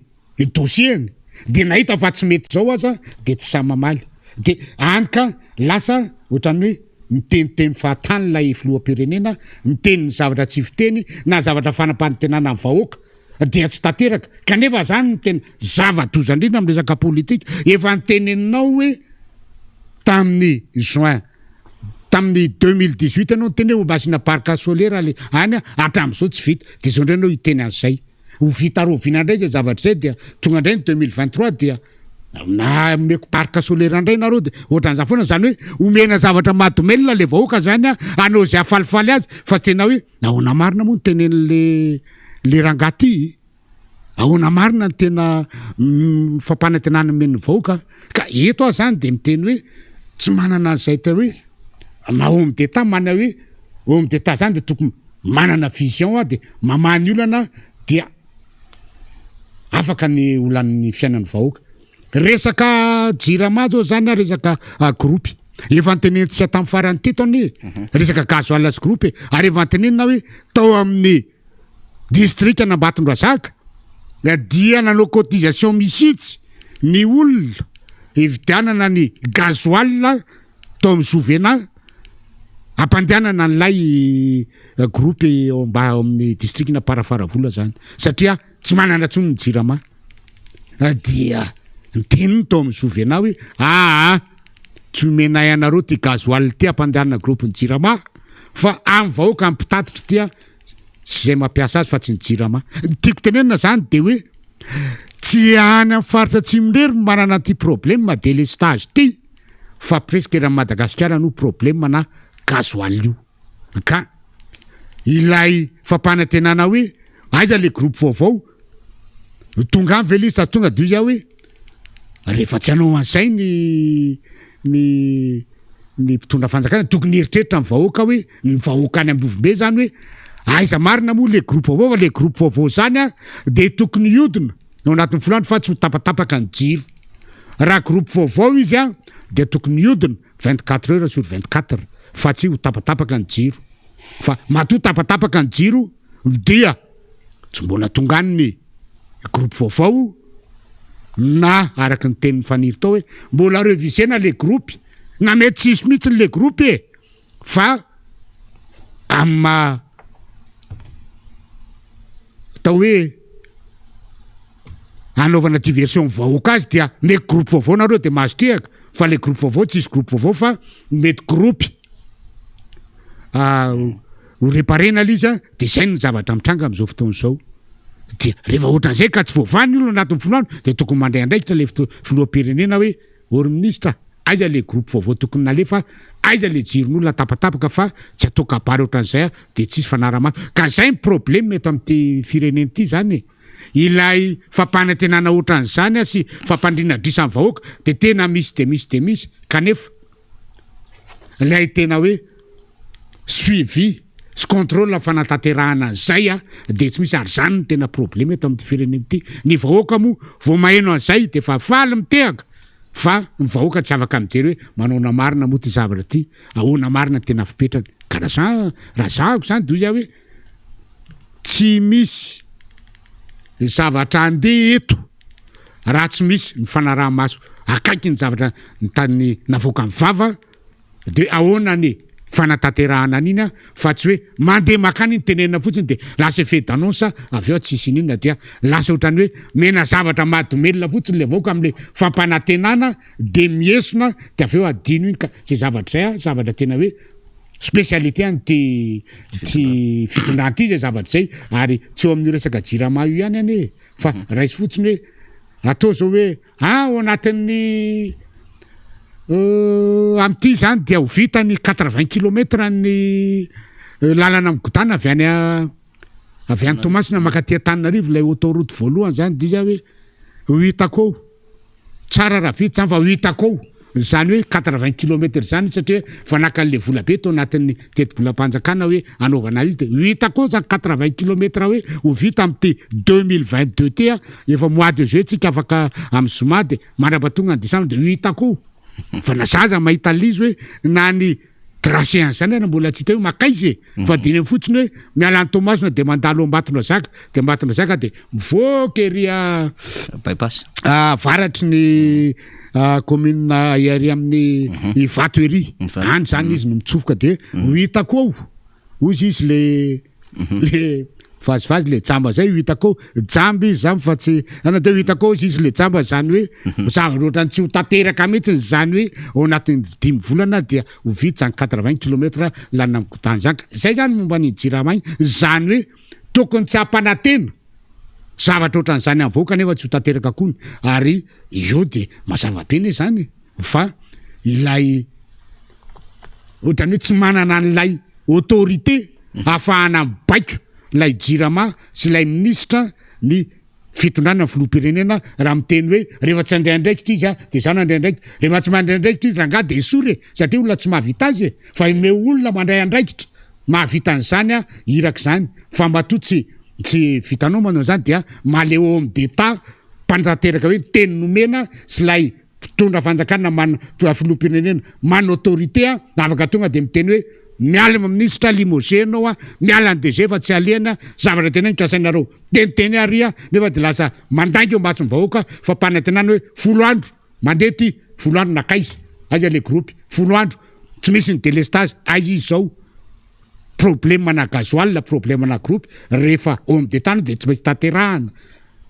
araky ny teny président rehefa maharary la président Valman na maharary azy la ka ilaina ny raha-pirenena ilaina fandeha ty de oetina brankara ty de tsy maintsy atao zay zavatra zay de ohatran'izay koa le ministre rehefa nyteny filoham-pirenena hoe tsy maintsy vity teo anatin'ny 10 andro dia araka ny teny mialatsiny afa de tsy maintsy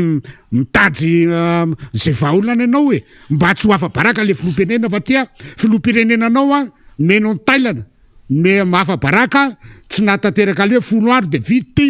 ny groupe hatramin'izao matimaty ny gasoil tsy fantatra ntsony de zany ve de molo tazominao ka ozy hoe na ny filoham-pirenena de tokony mipetraka hoe ahoana ny autorité ako petahako ela miala ela ny atsy amin'ny Jirama de tokony mandray andraikitra ohatran'izay ko fa io zany dia tsy mitovy ihany na filoham-pirenena andra samy misy problème de zao mifandeha de lasa mivoaka mina mifaty minan-tserany ihany zay angamba azo tenenina ka ino moa zany na le groupe ara-moa 10 andro tsy tanteraka ka inona moa no antenaina am'le parc solaire efa 3 taona sy tapany zay miverina manao fa mpanantenana vaovao ndray fa ohatran'izao ngeny zava-misy député colonel Rambo tamin'ny Manakaratany tamin'ity volana Jolay ty jona ty de vaketsika ilay izy namana technicien atao Manakara de mampalahelo ny tontolon'ny Jirama zao ny zava-misy fanambarana io de hoe mpanjifa jainy eto Manakara ny orinasa Jirama de manao zao fanambarana zao manomboka ty volany ty dia tsy nahasolika avy amin'ny logistique pétrolière na LPSA mivatana itsony zay fa tsy maintsy mividy eny amin'ny pompiste zao ve na Shell Galana na Total dikan'izay mandoa voleny eo vao mahasolika noho izany mba hatomomba na ara-dalàna famatsinangovo ary ny rano fisotro madio any amintsika mpanjifa jaina dia manetana ary miangavy antsika izay Jirama eto Manakara mba andoavana ara-dalàna ny faktura lantsika eto de manao zao fanambarana zao zay fa ny mpanjifa manana trosa mihoatra ny 3 volana dia voatery hanesitra ny compteur izahay sy anapaka ny famatsina makany aminy sanatrio natao ho fampitahorana ity fanambarana ity fa ho fitsinjovana ny hampandeha lalandava ny famatsina angovo sy rano sotro madio eto ataptanana Manakara koa manatena sahady ny fiara-miasa avy amintsika mpanjifa atsaina izay misotra tompoko zany zava-misy ta Manakara mamenatra ary raha zany mpitondra fanjakana am'izao fotoana zao manomboka ny filoham-pirenena marapatonga ny aty amin'ny Jirama de tena mitady lavaka isitriana satria tsy arakaraky ny tenenina sy sehoana lava isan'andro araky ny hoe Jirama ohatran'izao ny Jirama zavatra mitranga fa ity indray de tena vahoaka zay raha malala ny fahantrana sy ny entimana vahoaka amin'ny edina fiainan-davanandro am'izao fotoana zao no karazany ohatrany hoe asaina mandoa vola aloha mba afana mampiotina ny Jirama izay kanefa tadio tsara fa ny Jirama dia service mpanjakana tokony ihany vahoaka ary anao zavatra fa tsy vahoaka indray no asaina mandeha manompo an'ilay mpitondra fanjakana sy atao hoe organisme ratasy amin'ireny ka tia c'est le monde à l'envers hozy izy ny fitenenana ianao tokony tsintony vahoaka indray no ianao indray no atao hoe ipetaka amin'ny vahoaka vesorina compteur atao zao sy ny retraretra nefa noho ny ataonao ihany no mahatonga ny olona tsy mahavita tsara ny asany andavanandro tadioany fa nampanao volo any amin'ny faritra iny faritra mafana ny mpanao andreny jus reny mpanao glasy eny mpanao soudure ihany sindretraretra miakina am'le jiramaadolona ny asan'olona rehetrarehetra any faniry ka matoa ny olona tsy mahavita mandoa an'le jiro dia tapatapaka le atao hoe iainantsika zao rehefa tsy manana groupe le olona dinina ny asa ataony eo tsy misy vola miditra tsy afaka andony volana any amin'ny jirama izy de zany ve ninaovana an'le voaka zany hoe ilay mpitondra fanjakana am'izao fotoana zao zany a raha reny taratazy avoaka ny jirama reny de tsy misy mihitsy ny fitsonjovana an'lay mpanjifa tsy misy mihitsy fitsonjovana an'lay vahoaka fa tsy mahafantatra avaty hoe izy ihany satria matahotra mafy sao dia hopotika ny karera matahotra mafy sao dia mitrotra amin'ny vahoaka ny vahoaka no anaovana andreny zany hoe mampalelo zany dia oko fantatra vahoaka fa lay ananany vahoaka ihany no eto mifanjakana anatsana ny vahoaka zany hoe tsy misy itsy zany atao hoe fitadiavana vahaolana anatsarana ny tolotra eo amin'ny fanatsarana ny aso zany fa dia ny vahoaka ihany pitsirina atao ohatran'izay hoe na citron nga mbola moramora fa tsy haitsony ao nanaovana vahoaka am'izao fotoana zao mba entina anasoasoana lay mpitondra fanjakana fa hoe miasa izakay manao zay ka raha zany ohatran'ireny dia tokony heritreritra amin'ny vahoaka tokony heritreritra hoe nareo ny tokony fanjakana mpitondra fanjakana zany manompo ny vahoaka fa tsy hotompony fa rehefa tsy hainareo ny asanareo dia mila de miolokavana tatanio fa betsaka ny mahay to Madagasikara betsaka mahazaka an'io fa zay moa ny olana eto hoe tsy samanao azany ny mpitondra fanjakana satria raha vao mialo dia mitranga dolo hoe inona mitranga ato anaty volana ato de mandeha amin'io de lasa amin'ny araky ny fitenenana miteny frantsay hoe araky ny teny frantsay hoe c'est complet dans la médiocrité faly ao anatin'ny zavatra ratsy de ao ao anatin'ny zavatra de faly eo de zany ny zava-mitsy rehefa ao anatin'ny ratsy ano mifaly maimbo mifarany de rehefa maimbo lasa mipoka de zay ve no andrasana rehefa zay ny tianareo vahoaka koa ne mazaka an'izany de tiany toerana même ka mbola mitovy an'izay ihany mananjary ndray ty ary mbola resaka jirama ihany resahantsika io izy io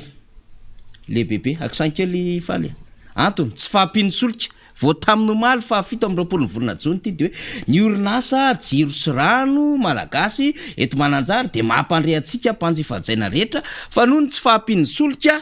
de iova ny ora fandehanana ny jiro isaky ny maraina manomboka amin'ny alarobia fa 7 volana jony diso zao alarobia io fa 7 volana jony zany fa 9 amin'ny alarobia de ho tapaka manontolo ny jiro manomboka amin'ny 2 ora ka hatramin'ny 10 ora maraina de ohatran'izao le fiodinana 27 juin 28 29 30 juin de ohatran'izao tapaka fa nitovina izy menaka fa samy misy carte d'identité teo tapaka manomboka amin'ny 10 ora sasany minitra 17h30 zany ka hatramin'ny 6 ora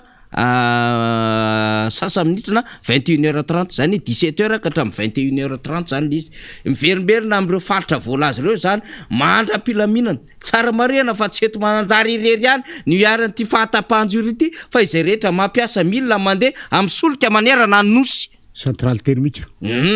mety isy fiatraikany amin'ny famatsiana rano ihany koa zany kaoka samy homana ny orinasa jirama de maneho ny fialatsiny am'izay mety fikorotanana ateraka io fandaminana io natao ity filazana ity mba ahafahany tsirairay mandray ny tandrify azy misaotra indrindra tompoko zany zava-misy ny direction interrégionale fianaratsoa groupement mananjary namoaka an'izany fanambaran'izany oetsitsika eto daholo zany zay le problema nge le mpiasa zany tena manao tsy erany misibira sahirana mitady vahaolana fa le ety ambony ety zany de tena manao an'zay revo mandamy vola spectacle mandamy vola déplacement kely fitokanana tsy manjary kely etserotsy de tena makaiza akory le fitokanana fa de trano mivavaha trano mitsitra ny tokanana lalana kely 50 mètres de iny ny andanimbola be pospera andanina tramina miliara congressy redynamisation amonona omby tateran'olona amin'ny sprinter camion sy ny sisa andoavana vola etsero fa le orinasa mpanjakana aty io bankropitra mijaly mafy de le vahoaka misibura député colonel Rambo sady mamarapara moa tsika fa mbola anao fanahitana 20 mitsika ny mitrasitra an'izay zao dia ny vaovao any dia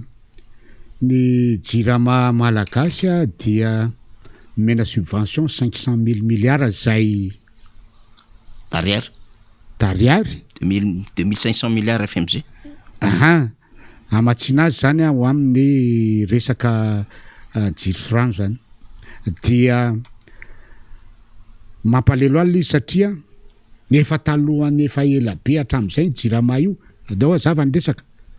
vao tonga fanokana mpanjakana tamin'ny 2009 de io nampitotongana ny jirama io fa raha ny taratasy zay navoaka amin'ny Banque mondiale dia ny 2008 hatramin'ny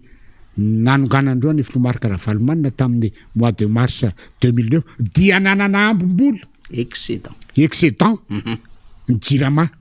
fa no tonga de natongavan'ny fitondrana teteza mita tao de io mikorosofany io ny jirama hatramin'izao ary tsy tafarina tsony de mipetraka amin'ny fanontaniana hoe baraingo mipetraka amin'ny fanontaniana hoe ahoana daholo moa zany lay vola rehetra nanaovana subvention ny jirama hatramin'izay de ty ndray mbola omena an'ity dikan'izany de zao tsotra be ilay fanjakana fohy be misitsy no mialatsiny amin'le fitenenana misy miray petsapetsa amin'io fitantanana ny jirama io famotena mihitsy ary izay hoe ray petsapetsa zay de miverina amin'ny teninao hoe tena famotena ny jirama mihitsiny afa-tsy teny fotsiny aho hoe 64 000 litres de gazole izay ny livrena tamin'ny mois d'avril 2022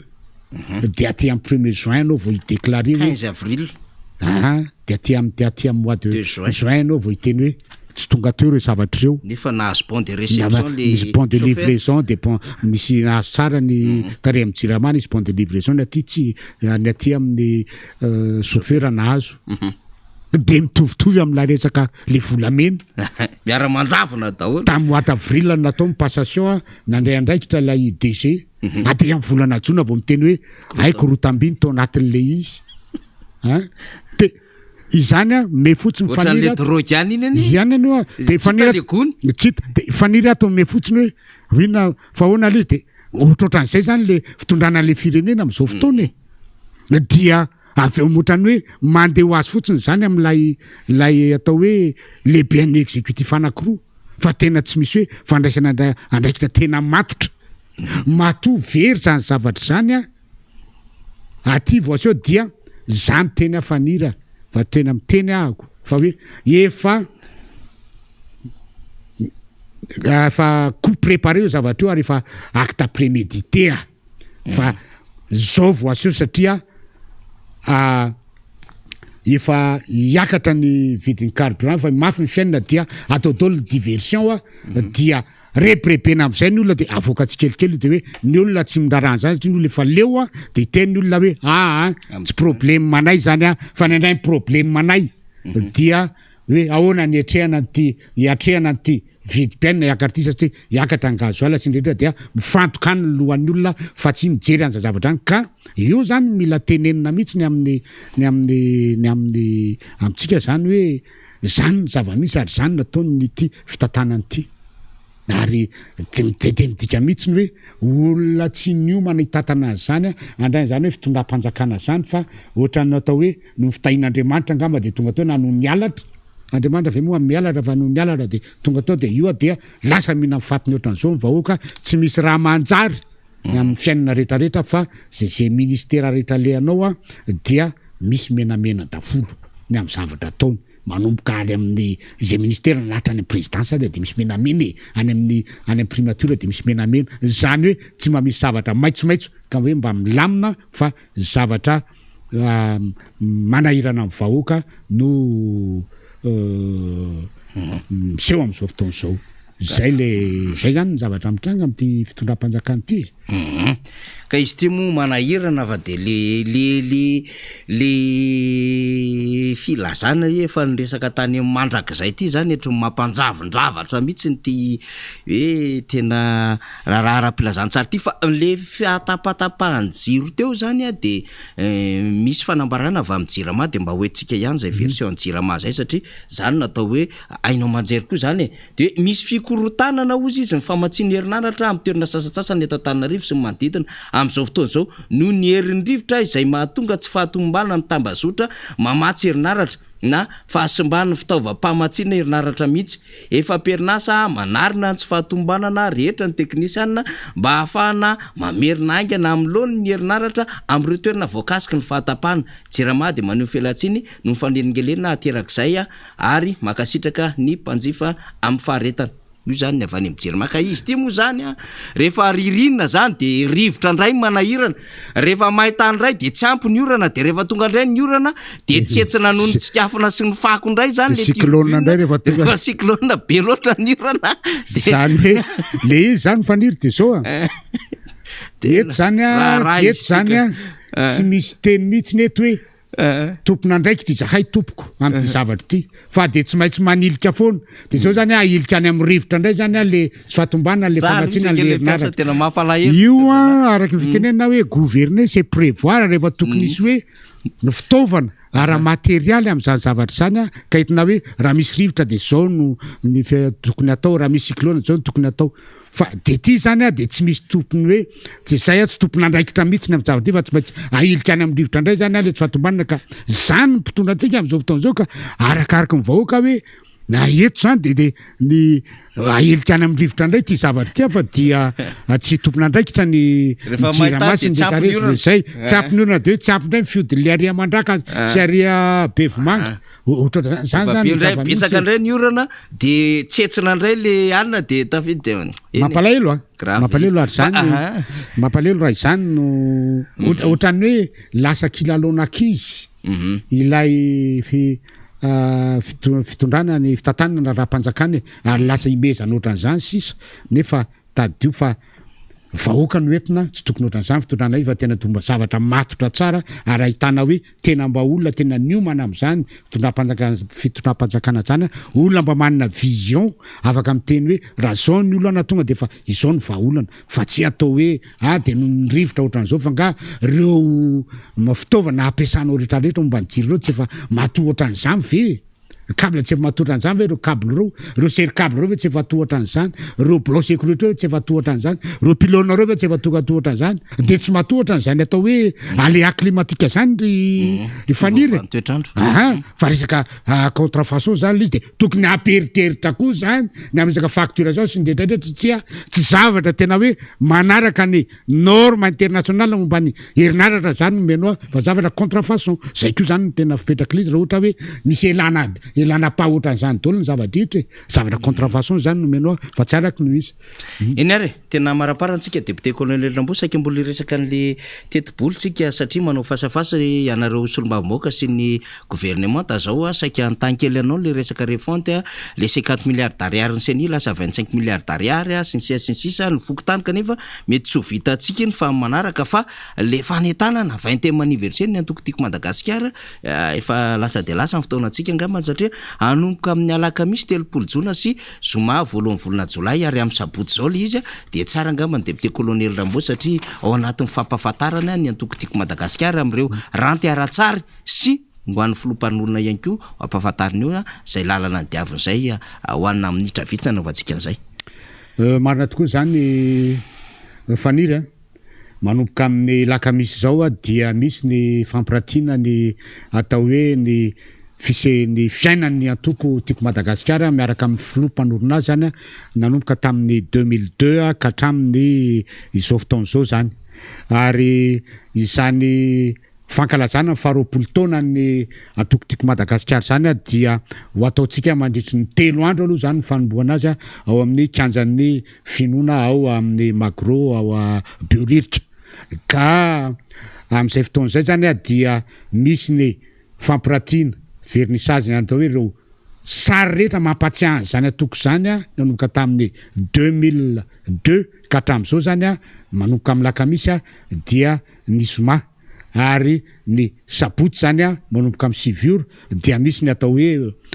ouverture solennelle zay iantsonantsika rehetrarehetra vahoaka rehetra eto Antananarivo sy manodidina ho avy marobe anatrika zany fa roapolo taona ny atokotiko Madagasikara zany zay hitantsika hoe fankalazana fa roapolo taona dia ny alakamisy 6 zoma 30 ny 6 voalohany volana jolay dia fampiratiana sary sy ny tantarany antoko eo amin'ny kanja Magro Beoririka dia ny sabotsy 2 jolay fanokavana fankalazana eo amin'ny kanja Magro Beoririka amin'ny 7 ora maraina ka dia manentana antsika vahoaka malagasy ray manontolo zany eto amin'ny faritra Antananarivo mba ho tonga anatrika izany fanokafana lehibe zany a ary entina ampisehoana fa antoko matanjaka eto Madagasikara ny antoko timma ary antoko manana mahizy azy raha roapolo taona zany a de efa tena roapolo taona zany raha hoarina amin'ny maha-olombelona azy amin'ny olombelona lay antoko de efa tena ao amin'ny antoko amin'ny atao hoe taonany fahavonina saina ary tena hoe tena majeura tanteraka mihitsy zany a zany atoko zany ka aseho atsika eran'izao tontolo zao aseho atsika eto amin'ny tany sy ny firenena tany sy ny fanjakana aseho atsika fa manana ny heriny zany atoko zany a aka ho tonga maro isika tongavo manao andreny akanjo zay nanaovantsika rehetra hatramin'ny 2002 ka mbola misy mahatahiry any de anaovana hoe tony ny akanjo tamin'ny 2002 tony ny akanjo tamin'ny 2008 tony ny akanjo amin'izao fotoana zao a entina ankalazantsika ampisehoana fa antoko manana mahizy azy any antoko tiako Madagasikara amin'ny 6 zany a eo amin'ny Magro ny asabotsy maraina ary ny alakamisy dia maraina dia isehony atao hoe fampiratiana ireo tantarany antoko a izay nianany antoko a nandritran'izay 2002 ka hatramin'ny 2022 zay ho avy eo daholo tsika rehetrarehetra hoetony ankizy ahafantatra n'izany ny ankizy tamin'ny 2002 zany a efa roapolo taona zao ahafantatra hoe zao no natao ny filomary Karavalomana ka raha atao mifampitahina ny amin'izao fotoana zao a anjaranao ny mijery ny hoe ny zava-misy amin'izao fotoana zao a sy ny zava-misy a natao ny filomary Karavalomana firy kilometatra lalana tamin'izany a de hitanao tao anatin'ny firy taona naovana an'izany firy kilometatra nataony fitondrany ty a de anjaranao mijery an'izany firy ny atao hoe famokarana nataony teo amin'ny fitantanana filomary Karavalomana famokarana ny vary sy ny ronono sy ny rehetrarehetra firy nataony ty fitondrany ty sy ny rehetrarehetra anjaranao mahita an'izany ka de amin'ny tena hoe tongavy ianareo mijery ary ny atinaovana an'ity dia tady ho tsara fa isika avoaka malagasy dia ny tompon'ny fahefana feon'Andriamanitra amin'ny feon'ny vahoaka ary mpitondra fanjakana dia omentsika an'izany fanjakana zany nampindramina an'izany fa tsy anazy ka anjarantsika no mijery zao de efa mijery sady satria ho avy 2023 izay isinona atao hoe fifidianana ametrahana ny safidy ary eo no ahitanareo hoe tena tiany lalana mahitsy ka izorako zany hoe mahita ny fomba fitantanana filomary Karavalomana amin'ny lalany sary eo dia ijerynareo ty ny tena lalana mahita entina ahitana za Madagasikara zany andeha amin'ny fandrosoana tanteraka dia eo nareo mahita azy de ao nareo mijery hoe inona ny fanapaha-kevitra raisitro amin'ny 2023 fanaovana zany nefa dia ilana fasahina ilana fijoroana ary ilaina finoana zany hoe sainao a miteny hoe tsy misy afa-tsy ny filomary Karavalomana no hitondra ny fampandrosoana sy amerina Madagasikara indray eo amin'ny asiny a toerana misy amin'ny Madagasikara amin'izao fotoana zao tsy vita amin'ny teny fotsiny nefa fa ilaina koa mijoro tena mijoro eo mason'ny olona rehetrarehetra mijoro amin'ny toe-tsaina mijoro amin'ny vatanao fa tsy mivarotra fanahy tambatabazan'ny olona tiaty maty any kely ozy ahako amin'ny fiteneniko eto a tambatabazan'ny olona tsy samy mijoro amin'ny toe-tsaina hoe efa tsy tsondra nga fitondrana amin'izao fa tena alao andeha amin'ity ary mila finoana mila fipetraka zay finoana sy atao hoe favatokisana eo amin'ny zavatra atao zay dia metraka vitany filoha ary mino zakay fa rehefa apetraka ao anatin'ny fahasahiana sy kotrana Tananarivo kotrany boribory tany faefatra sy ireo périphérie Atsimon-drano Avaradrano Ambohidratrimo Andramasina Arivomamo Manjakandrina Akazobe Anjorobe ho avy amin'ireo andro anankitelo reo etsika ampisehoana vaoka fa atoko matanjaka zany atoko tiako Madagasikara zany atoko manana maizazana atoko Madagasikara zany atoko mirahina zany atoko tiako Madagasikara zany ary atoko mahazaka fa mahavita tsara miaraka filomaraka Ravalomanina ametraka indray ny asiny zany Madagasikara zany eo amin'ny iraisam-pirenena sy tena hitondra fampandrosoana tanteraka tena hitondra ny atao hoe soa amin'ny vahoaka tanteraka soa amin'ny Madagasikara ary tena tsy jery afatsy ny asoany ty Madagasikara ty miara mazava tsara zay fa de mifampilezahantsika rehetrarehetra zany de fampiresa ihany koa hoe misy an'io programme laka misy zoma sabotsy tena tonga maro be misy tsika aseho atsika mihitsy ny fitiavantsika zany atoko zany ny fakamamitsika ny foto-kevitra zany atoko zany sy ny lalany antoko sy ny mbola hijoroantsika ao anatin'le hoe manana andraikitra ho amin'ny firenena ny antoko tiako Madagasikara ary ho fakahirezantsika ny filompanorona sy ireo mpikaloka amin'ny birao politika sy ny solombavam-bahoaka sy ireo zay olom-boafidy miasa sy olom-modendry zay manao ny entso zavatra olom-befody moa tena marimarina kokoa ao anatin' zany antoko zany laka misy zoma sabotsy zany zany amin'ny saika mbola iresaka zavatra ho antsika be da be ohatrany misy grevy amin'ny frantsany zao ataon'ny RFI France 24